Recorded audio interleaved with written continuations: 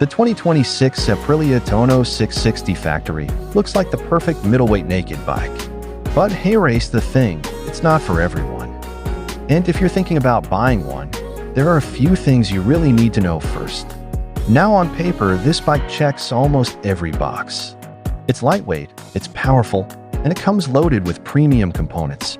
It's basically the naked version of the RS 660, but taken a step further with a factory treatment.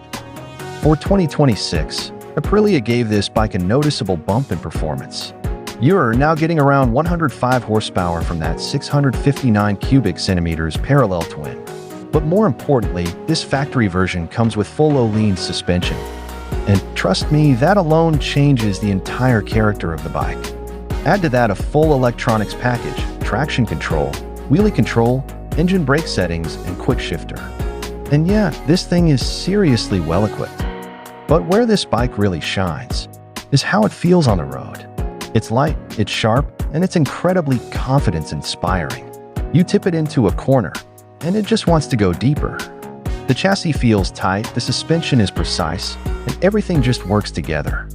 This isn't just a fast bike. It's a bike that actually encourages you to ride harder.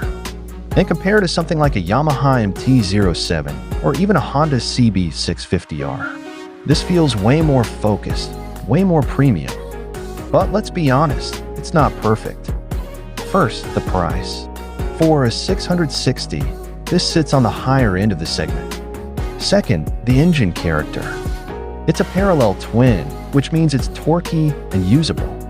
But it doesn't have that smooth, screaming feel you get from an inline four.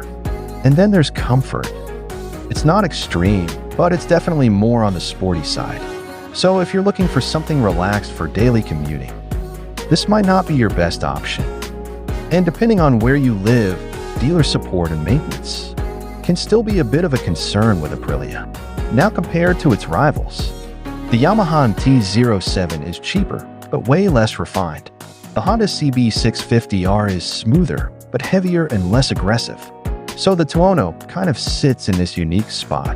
More premium, more focused, and definitely more performance-oriented. So, should you buy it? Well, if you care about handling, premium feel, and a bike that actually pushes you to ride better, this is easily one of the best middleweight nakeds you can get right now. But if you just want something comfortable, simple, and easy to live with every day, you might want to look elsewhere. Because the 2026 Tuono 660 Factory is an amazing machine, just not for everyone.